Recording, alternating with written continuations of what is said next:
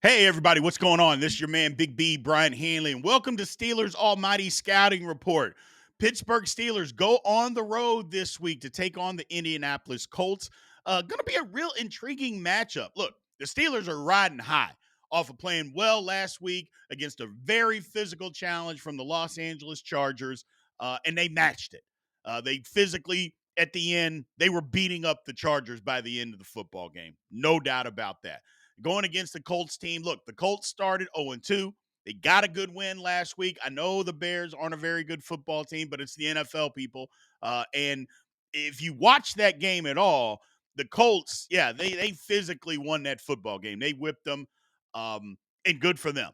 Now, the challenge this week, look, we thought it was a physical challenge last week as far as the Steelers shutting down the Chargers' run game, and it was. I think it's going to be an even bigger challenge this week for the simple fact that, look, nothing against J.K. Dobbins. Jonathan Taylor is a better running back than him. Nothing against the Chargers' offensive line. The Colts' offensive line is better than theirs. So that's the challenge for the Steelers' defense. This time, can they take that show on the road and still be as physical and dominant as they have been so far this season? We'll take a look at all that and more. We'll break it all down. We got Locked On, Jake Arthur from Locked On Colts. So make sure you stick around to listen to him and how we break down this game. So let's get into this, people. Before we do, as always, remember, like, follow, subscribe, and continue to leave those comments. We just hit the 3,000 subscriber mark. Again, our channel started April 4th of this year, man. It's all because of you guys. So continue to leave those comments. The way that we're growing is because of your all's participation, man. So we absolutely appreciate it. So, like I said, the game's in Indianapolis. It's going to be in a dome. So no weather there. I mean, if there's weather, we got a big problem. Um, Pittsburgh right now is favored 1.5. So we'll see. We'll see. I mean, we'll see if the Steelers can come through and cover on this thing and win. Let's break down some personnel. Anthony Richardson at quarterback, been erratic, um, looks spectacular at times, and then he looks like a high school quarterback at other times.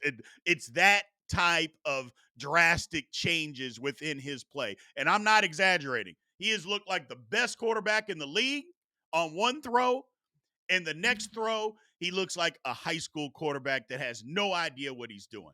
A lot of it's mechanical. Like I said, we'll get into some of that with Jake Arthur. We'll kind of break that down a little bit. He had some interesting takes on that. But so on their offensive personnel, but I definitely think the leader is Jonathan Taylor. Outstanding running back. Again, nothing against J.K. Dobbins. He just brings something different to the table than what Dobbins did. Taylor is in my opinion, he's a top 5 running back. A lot of people want to say a top 3 running back. Maybe he is. I don't know. The one thing that I do know is that the Colts offensive line is better than the Chargers. That's not a knock. That doesn't mean that the Chargers offensive line isn't good either. Doesn't mean that. I just mean that Indianapolis, I believe, is better.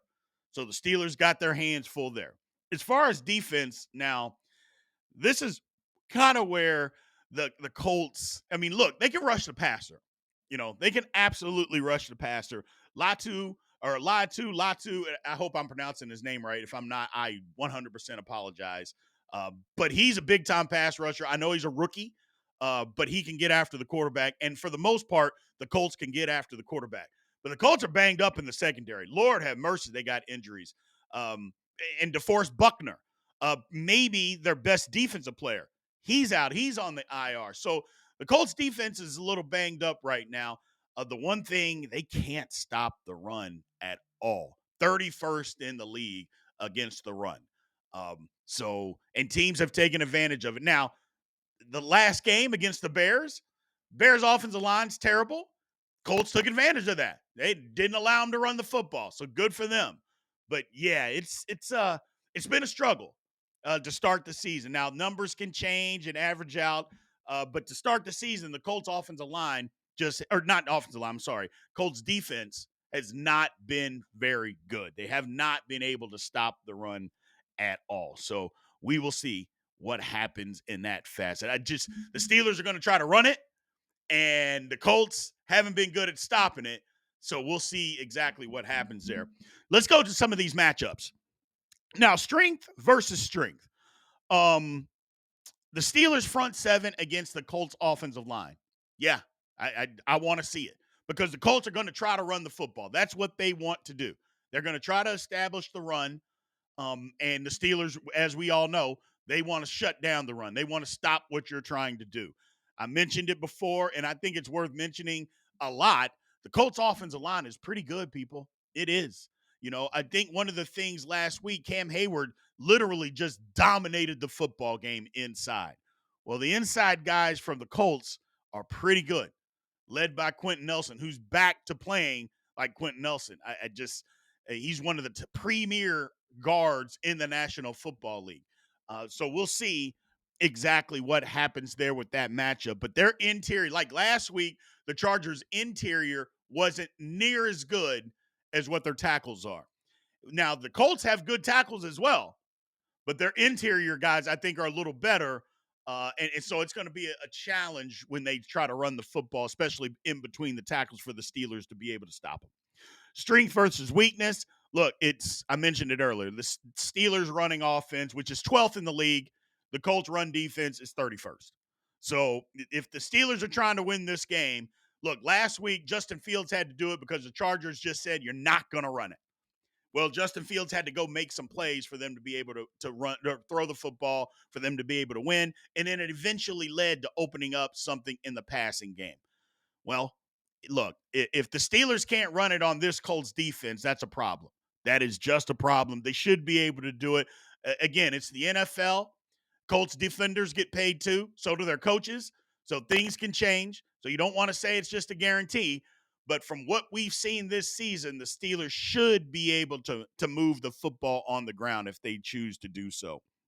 One of the weaknesses, look, I didn't find a ton of weaknesses, but here's what I'll say. And Steeler fans, you can appreciate this. This game is the typical Steeler lackluster game. We go on the road and we get beat against not necessarily an inferior team, but I'll say it, a team that the Steelers are better than. On paper and everywhere, the Steelers are better than the Colts. They have better matchups. They have a better roster. They are a better football team than the Colts. The game's on the road. Steelers coming off of a big win. The Colts trying to right their season to get back to 500. That's where I see that the Colts could possibly have a breakout game. That's what I am afraid of in this one. So, like I said, I didn't necessarily see any weaknesses other than the mindset. And Steeler fans, you all know that we've seen it a million times. We've seen it a million times that this is a game where they just fall apart. I don't want to jinx it. Maybe this team is different because I believe the defense is different. And if it is, great. But yeah, this is where I see the Steelers could have a hiccup there just because their mindset isn't right. Hopefully that is not the case. Look, let's look at some of the key matchups here. Like I said, the game is in Indianapolis. Mike Tomlin, look, Shane Steichen, he's a good coach. He's not Mike Tomlin. He's not in the same class. Um, and look at there. I said somebody wasn't in the same class as Mike Tomlin, so y'all don't have to hate me. But look, what Mike Tomlin has been able to do, everybody knows it. Shane Steichen is just starting out. So, but he's a good coach. Let's not kid ourselves. He's a good coach, but he's just not in Mike Tomlin's class as of yet. And he may never get there. What Mike Tomlin has done, there's not a whole lot of coaches in the National Football League have been able to accomplish that. The history, look, the Steelers kind of dominate this thing 27-7. However, we all watched the game last year where the Colts just physically beat up the Pittsburgh Steelers last year. No ifs, ands, or buts about it. They physically whipped us in a game where the Steelers, you thought they were going to come back and try to win because they had just been embarrassed for 2 weeks in a row. Yeah, they couldn't do that against the Colts. They went on the road again and got physically beat up. There's no ifs, ands, or buts about it. What was it, 30-13? And I'm not sure the game was that close, to be honest with you. 30-13 was a whooping. I'm not sure the game was that close. It was, remember, the effort game, George Pickens, and it just completely, it was Mitchell Trubisky's last game and just had horrible quarterback play. It was just horrible, horrible game for the Pittsburgh Steelers. Horrible game. And the Colts took advantage of all of it and just physically walked all over the pit. Now, the Steelers were hurt. They were banged up. I mean, they were playing off the street safeties to play middle linebacker. I mean, that was a problem. I go, but what happened happened. I mean, it was just a physical whipping. As far as the roster is concerned, look, the Steelers have a better roster. There's no ifs, ands, or buts, but they just have a better roster from top to bottom. You name it, the Steelers have a better roster. As far as the matchups, if you're being honest, and I love to be honest, you guys know that, where does the Colts have an advantage? Like, just where do they have this advantage? The only thing that I might say is their pass rush, and sometimes our pass protection has been a little bit leaky. But other than that, there's not really an advantage that the Colts have in this game because strength versus strength, I'm still going to put my money on the Steelers front seven against their run game.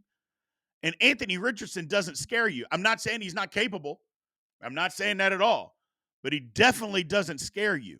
So it's hard to find a place where they have the advantage. But again, it's the National Football League. Anything can happen on any given Sunday. I know that's a cliche, but it's just the truth. So, but how do I look at this as far as the outcome? I like the Steelers in this one. If the mindset is right and they come out and just say, we're going to play physical football, we're going to do what we do. We're going to stop the run. We're going to run it, and we're going to make timely throws, and we're not going to put the ball in harm's way and turn it over. I think the Steelers win 24-10. Again, they are a better football team than the Indianapolis Colts. Maybe it's closer than that. I don't know. At some point, you got to try to put the hammer down on somebody, don't you? And maybe this is the week they do that. Again, that's no disrespect to the Indianapolis Colts. I just believe the Steelers are just a better football team. That's it. And if you start looking at the matchups and you break it down, where's the advantage that the Colts have? They don't have an advantage out there other than they're playing at home, and the Steelers' mindset historically after wins and momentum that they've had, they have a letdown.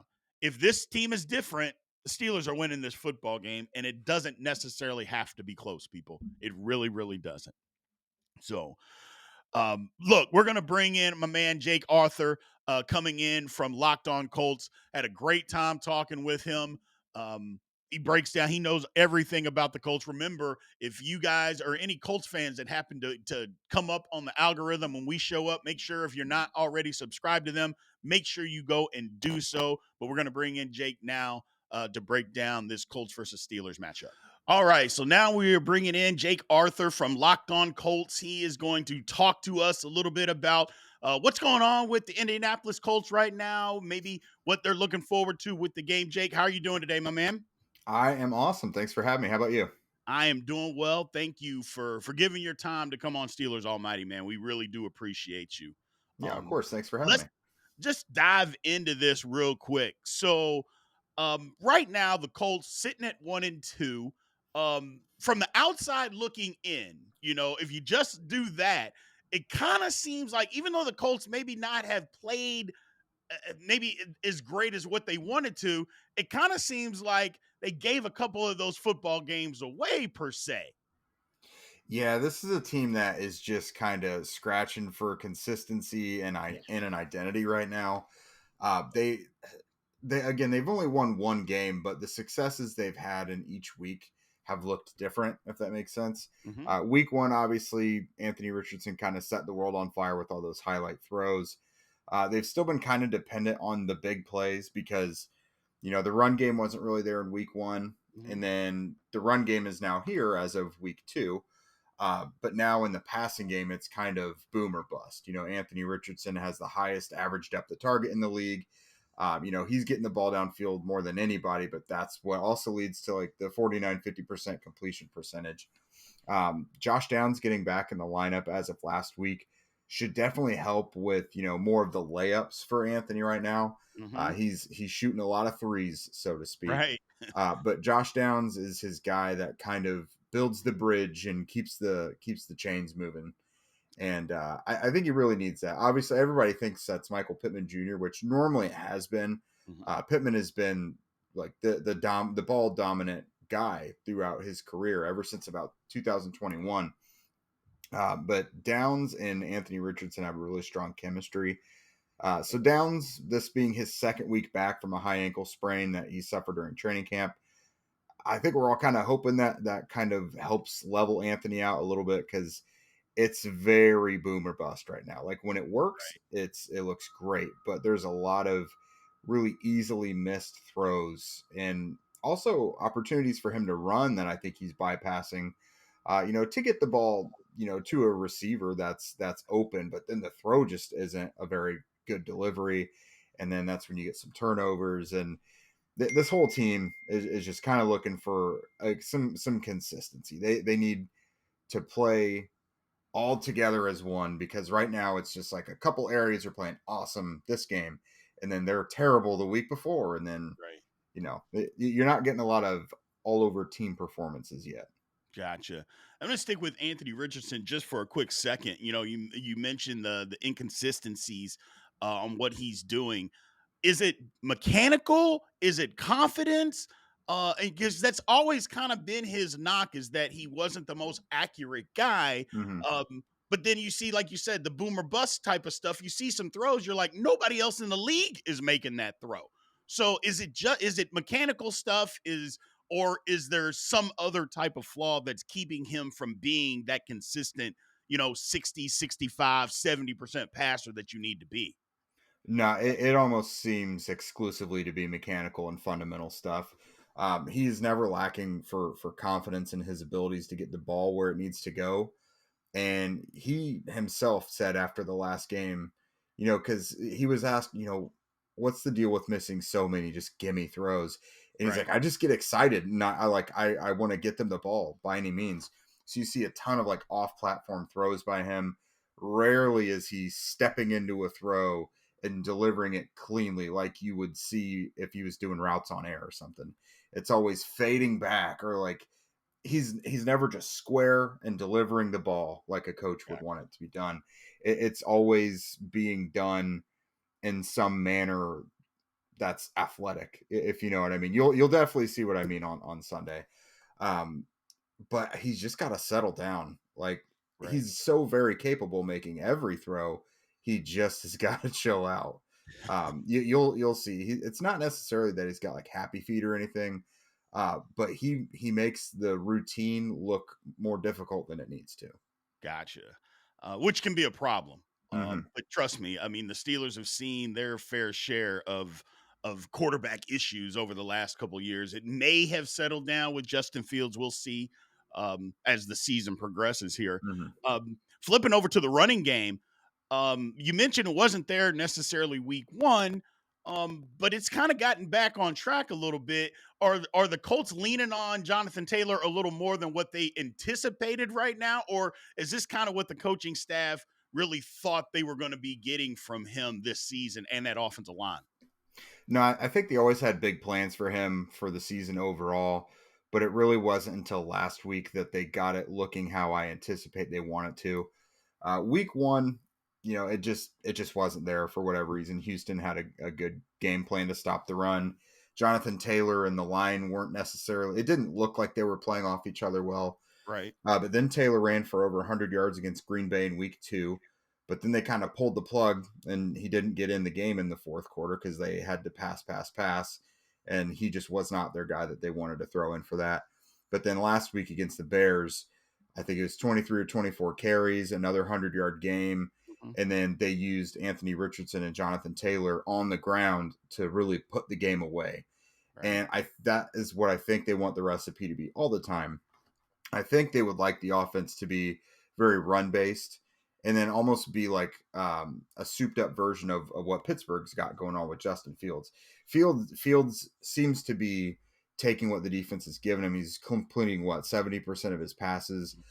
He's playing some of the best ball of his career, really the best ball of his career, if you want to say that.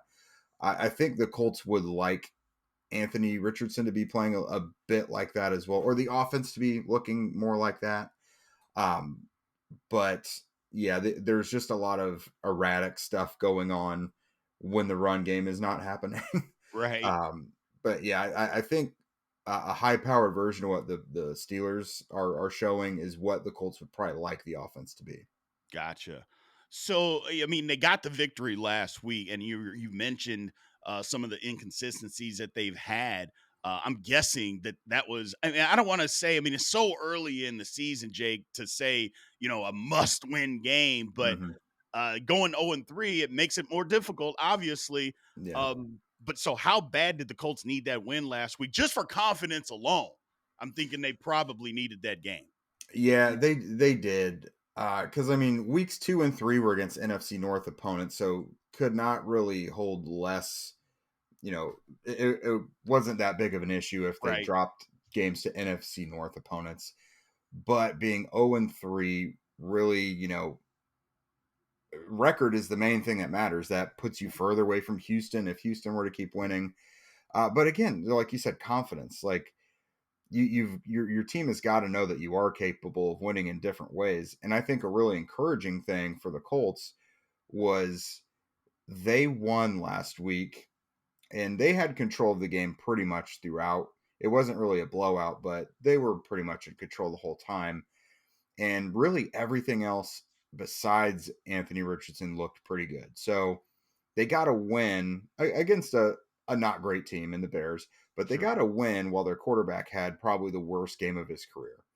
And that's Got it. kind of encouraging, because it looked as of week 1, week 2 that they were only going to be able to win if he was absolutely perfect and playing like Superman. But then he goes out in week 3 and looks terrible for the Right. most part, and they win. So if they can get that passing game and Anthony in particular a little more smoothed out, then I think that win is going to help them understand. Okay, as long as we execute and we're not shooting ourselves in the foot constantly, we actually can hang in there with anybody because the playoffs. I think they knew they had to work for it, but throughout the season. But I don't think there's a player in that building, a player or coach in that building, who doesn't expect to be in the playoffs this year. Gotcha. It's good to see. Just flipping over to the defense, the rushing defense. The Steelers want to run the football. Colts defense, run defense, 31st in the league. What is going on with the run defense? That's not usually what a Gus Bradley defense is all about. What is going on now? I know DeForest Buckner is out. Hmm. I understand that. But what is going on with the run defense with the Colts right now? Yeah, so it's only 3 games through, but it's literally half and half so far. So the first week and a half, awful. Over 200 yards on the ground in week 1, over 200 yards on the ground in the first half in week 2. Right. And really ever since that second half, they've kind of settled in and figured it out. Schematically to stop the bleeding against the Packers, they kind of had to move to a bare front. They had a 5-man front there. They're like, we got to do something. They're like, Malik Willis is probably not going to kill us through the air, so we're going to load up to stop the run. And they finally did it. The problem early on was execution by the players was terrible. Mm, Guys were not getting off blocks. They were getting driven into the second level of the defense, and they just never had a shot. Missed tackles, not getting off blocks, getting blown off the snap. Like, as bad as it could be, it was. And it looked like it was going to get even worse because, like you mentioned, there were some injuries. DeForest Buckner was injured. Julian Blackman, their strong safety, missed a game. Well, they're kind of interchanging their safeties, but he's one of their best tackling defensive backs. He missed a game, so injuries were causing some problems, which still may be an issue because something we've kind of been asking the coaches this week is, you guys had an awesome game against Chicago, held them to like 2.3 yards per carry, but Chicago was already arguably the worst run offense in the league. right. Offensive line's terrible. They can't run the ball to save their life. Right. So I asked Gus Bradley on Tuesday, I was like, they did awesome on Sunday, but Pittsburgh is a bit of a different animal. How do you guys avoid being complacent and satisfied with that performance? And he's like, we have not earned the right by any means to get complacent. So the defense players individually, they all have taken it very personal that they were so bad against the run early on. And I think the execution is better, which around the NFL, you're seeing the running numbers have been up early in Hmm. the year. Ever since, practices and training camps have gotten a little lighter. Tackling has been pretty bad Yes. early in the season. Offensive line play hasn't been great either. So as teams get all these reps under their belt, they start to improve a little bit. And Mhm. I think that's what they're seeing. You're seeing better execution overall, which was the biggest problem because schematically, like there's not a ton you can do schematically to fix the run other than putting more guys in the box. Correct. I mean, if a team wants to line up and punch you in the mouth on the ground, they're going to do it. Right. And the Colts have just kind of stepped up. Now, I'm incredibly intrigued to see if they could do it again against Pittsburgh because Pittsburgh's run game is better than Chicago's is. But at least they've shown for the last 6 quarters that they can handle it. Gotcha. No, moving on towards this game, Jake, you know, the Steelers, obviously, their defense is phenomenal. I mean, Hmm. just Yeah. it's the best defense in football, obviously, Mhm. and the numbers bear all that stuff out. Um, what are some of the keys for the Colts to be able to move the ball? Because here's the thing: is that last week the Steelers played against the Chargers, who were running the ball. I mean, it was the best run offense coming into the football game, and they are kind of led by their tackles being the Mhm. best players. Where in the Colts, and again, you can correct me if I'm wrong, it seems like the Colts are kind of led by their interior three guys. But again, if I'm wrong, please correct me. But that's what it seems from the outside looking in.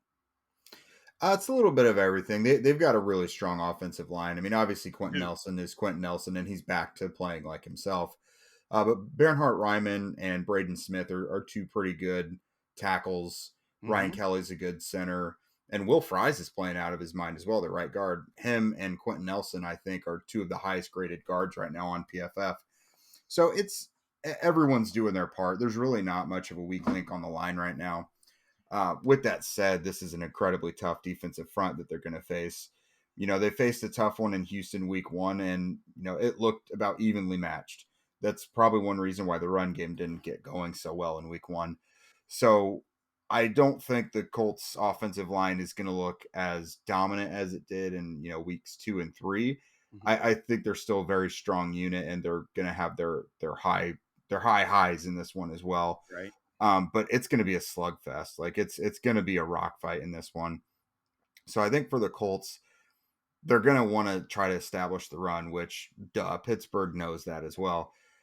I think at this point, defenses are going to try and make Anthony Richardson beat them as a passer. I think Right. that's the wise thing to do. But the weird thing about this one is so Anthony seems to really thrive in a more chaotic up tempo type of situation.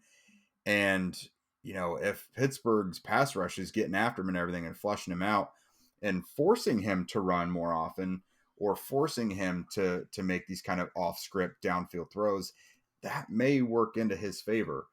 It's when things are calm and, you know, kind of scripted and everything around him is looks good Right. that he kind of lays an egg. It's Gotcha. very odd. Like whenever you see them go up tempo or you see him getting a lot of pressure, like that's when he makes the special Anthony Richardson plays. But that's so hard to forecast. Like I'm not going to sit here and say, "Hey, if Pittsburgh is terrorizing him in the backfield, that's going to work into his advantage." Like more often than not, the defense is going to do to do their thing. Right. But I'm just saying for you guys, for your side of it, this is a quarterback that can make big plays off of that.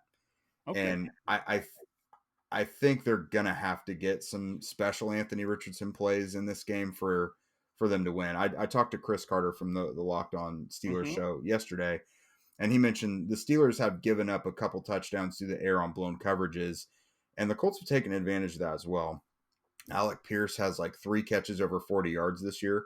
Yep. So that could be a kind of a big key. If they identify, you know, some sort of weakness in Pittsburgh's secondary, whether it's, you know, based on communication or just they think they have a good matchup, Right. you may see Alec Pierce or AD Mitchell, whose role has kind of decreased throughout the season. You could see one of those guys make a big play or two downfield. Gotcha. So basically, I mean, Anthony Richardson just thrives a little bit more in chaos than the just traditional, which Yeah. it makes sense from and everything that people keep talking and what we see, you know, with the passing numbers, it makes a little bit more sense. Is that when he's just dropping back, maybe he's thinking too much, Yeah. but when it gets chaotic, you don't have time to think. You just got to Hmm. go out there and react. And that kind of seems like maybe that's what it is. Yeah. But for the Steelers, on the Steelers half, for them when the Steelers are on offense, what should Steeler fans be paying attention to that can cause our offense to have some problems? The best part about the Colts defense so far has been the pass rush. Hmm. Now it's tough to forecast them as well because they've had guys banged up. Quiddy Pay is already dealing with his second injury in as many weeks or in 3 weeks. He had a hamstring a couple weeks ago that he played through, Hmm. and now he had a quad that he left the game with on Sunday. But he's been solid. Latu is their top pass rush right now. He's very effective. He's a rookie, but the guy's legit.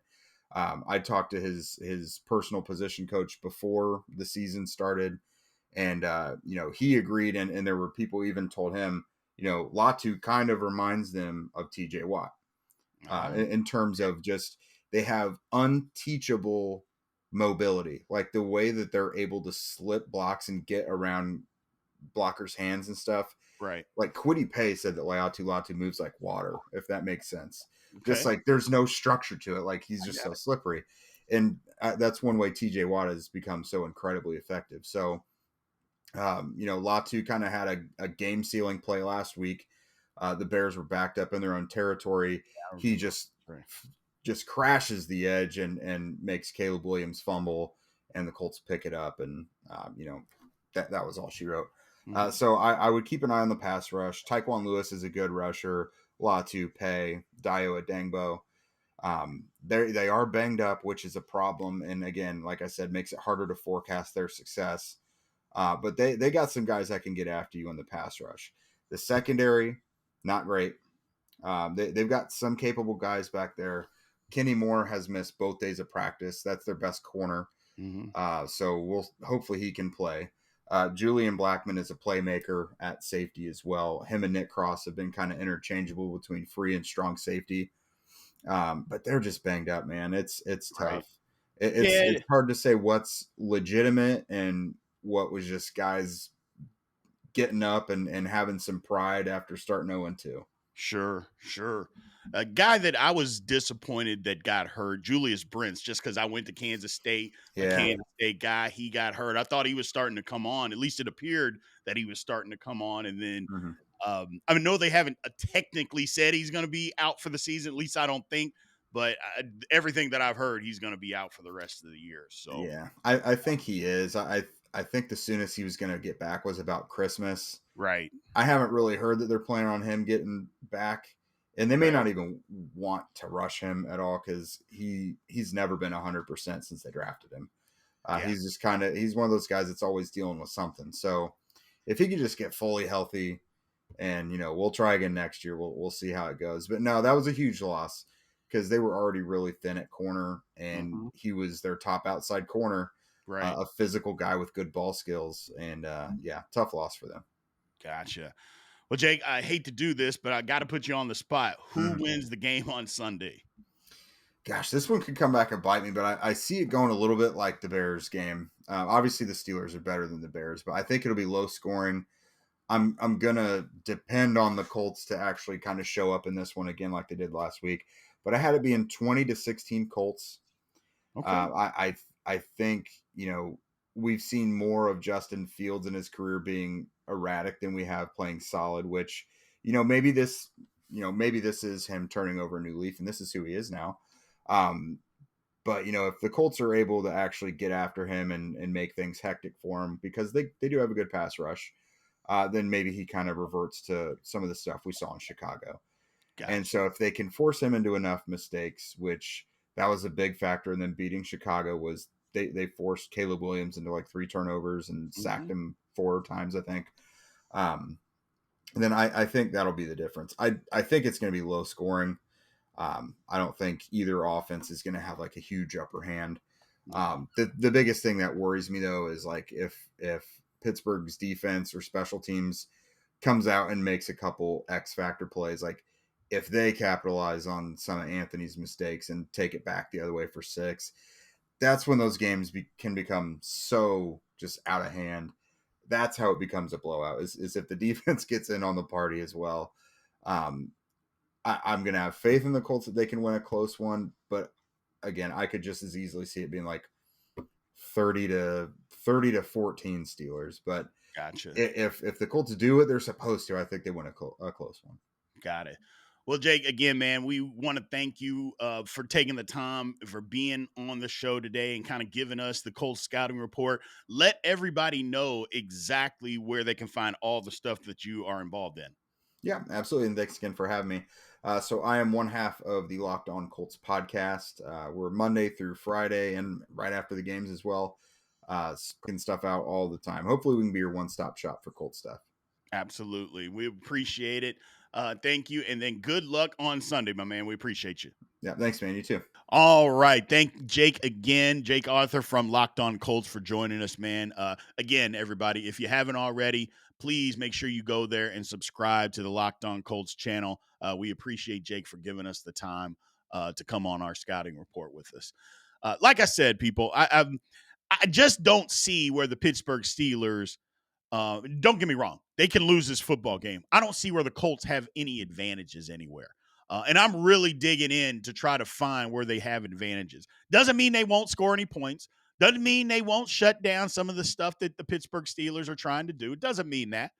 I'm just saying overall, when you look at this football game, this is a game that the Pittsburgh Steelers should win. Now, I mentioned it earlier.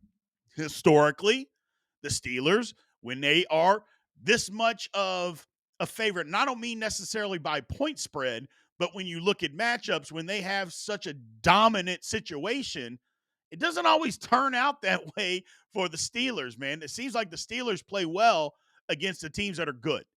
Well, I don't know how good the Colts are. I don't know how bad they are either, but I don't know how good they are. And I think people, you should be a little nervous about this one. We got to come out with the right mindset. Like I said, if we do, and we come out and say, no, Colts, you are not going to run this football. If they do that, then I think the Steelers are going to have a good day. But if Taylor starts leaking out and he's getting 7 yards and 14 yards and 6 yards, and breaks 28 yards, then we got a dogfight on our hands, and it's going to come nip and tuck down to the wire, which it may be that anyway. I'm predicting 24-10 Steelers just because I think we're just better, but it may be closer than that. Like I said, at some point you got to have a breakout game and shut somebody down and put the hammer down. Maybe this is not the game for that. Maybe my prediction is way off, but I'm going to trust the Steelers. I'm going to trust the mindset. I'm going to trust what they're doing. The defense is still going to be dominant. The offense is going to be able to run the football and do what they want to do and moving the football and still not putting it in harm's way. And they're going to be able to stop what the Colts are trying to do on the ground and make Anthony Richardson throw the football. And I just got a feeling he's going to throw 2 to us. The thing is, he's going to throw it to us. We just got to catch it. And if we do, this will be a good day for the Steelers, 24-10. As always, man, thank you guys for tuning in. We appreciate you. Again, we love you. We just hit over the 3,100 mark on subscribers. So we appreciate all the support. Look, we just started, like I mentioned before, April 1st of this year. And the reason we're growing so fast, again, it's the fastest growing Steelers channel on YouTube. It's because of you guys, man. It's because of your participation and everything that you guys do to help support the channel. So please continue to do so. We love you guys. Like, follow, subscribe, hit the notification bell, and continue to leave those comments. Thank you guys, and aloha.